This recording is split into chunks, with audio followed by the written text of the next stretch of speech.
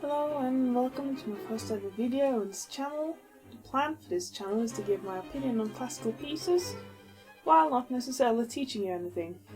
I hope you'll find it interesting anyway, and that if you do turn out to like it, consider pressing the like button and subscribing to my brand new channel.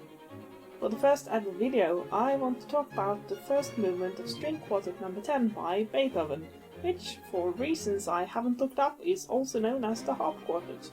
I won't play the whole movement, but if you want to hear the whole thing before listening to me, I'll leave a few links to different recordings in the description, including the link to the Borromeo Quartet recording you can download from IMSLP, which is the one I'm using in this video.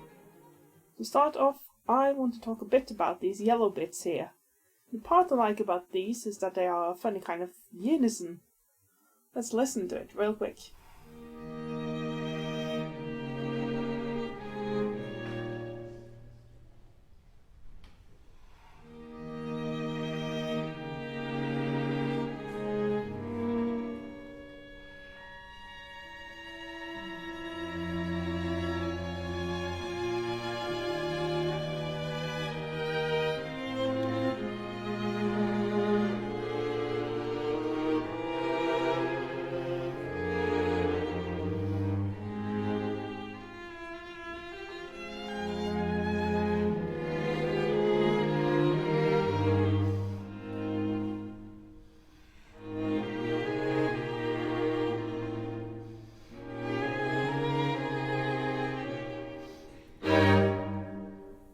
Unison?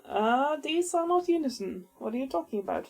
Well, not unison as in they play the same notes, but more as in a rhythmical unison.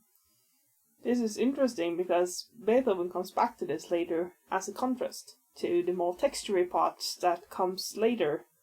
Or, well, not this precise theme, but the rhythmical unison. Now, when it comes to this part, the red squiggly line, I don't like this part. It makes me feel nervous because of the constant feeling of ascension. Don't get me wrong, it's a cool part. I just, well, it just makes me a bit uncomfortable. It's funny though, because while I don't like this part, I am also a bit mad that it doesn't show up again later. Or, well, except the unnecessary repetition. That comes in a bit. I'll point it out for you when it shows up. Now let's listen to this next part I really like.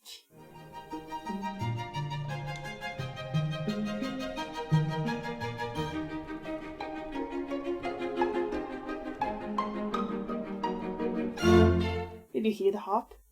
Except it's not a harp, is it? It's just Beethoven being clever with the pizzicato. I marked it in purple in the music. And what is one clever thing to do when you do something cool? Well, do it again, but swap it around a bit so it's not as obvious. And, well, I totally haven't used this trick in my own compositions. Nope, not me, sir. Now we get to the last few green bars before the unnecessary repetition marked with the big red Y. This is the kind of theme I want to call the amazing slowdowner. What I think is cool about this is that it's introduced this early when it doesn't need to slow anything down until way later.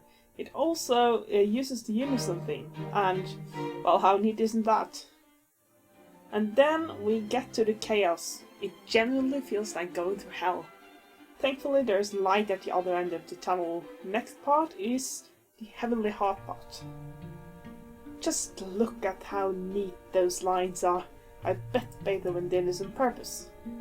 Also like how the timbre overlap. This is probably my favorite part, actually.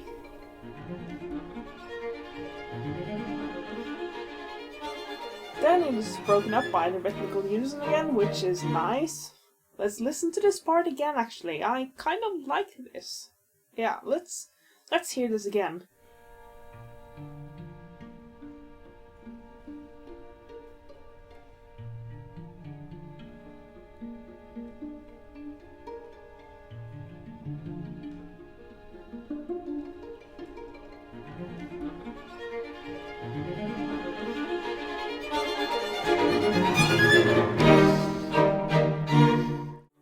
Then it's the cool harp part again with the good old switcheroo.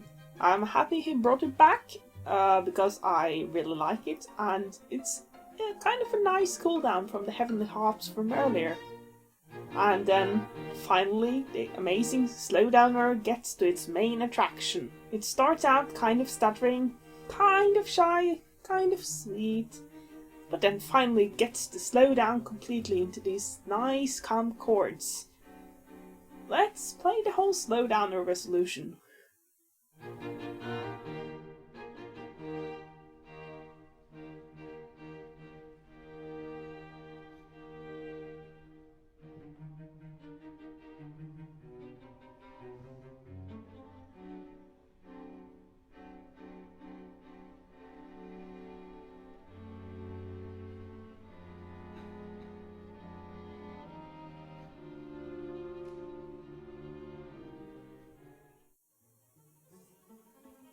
And here is the part of the piece where I feel the first violin either pissed Beethoven off, or he told him he wanted to show off.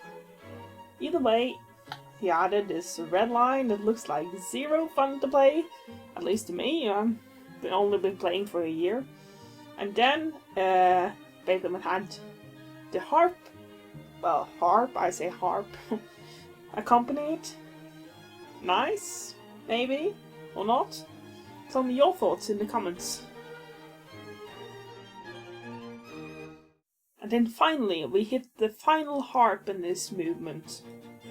I want to call it Harp Crossing, haha, which totally isn't a reference to Animal Crossing, which I'm heading off to play after this. The reason for this nickname, though, is how the parts kind of meet in the middle like an X, or a cross, if you will. You know, Harp Crossing. Animal Crossing. No, okay. The last thing in this movement is the rhythmical unison again, which at this point kind of points back to the beginning again. And, well, I think that's neat. I like this circular kind of thing, where, you know, you head back to the beginning, and then, yeah, it's kind of like the repetition I didn't like earlier, isn't it? Well, alright, that's my thoughts. Hope you liked them, and if you did, I'd be very happy if you liked this video and subscribe to my fresh channel, a fresh channel from the fields, or, yeah. Well, okay, yeah. See ya.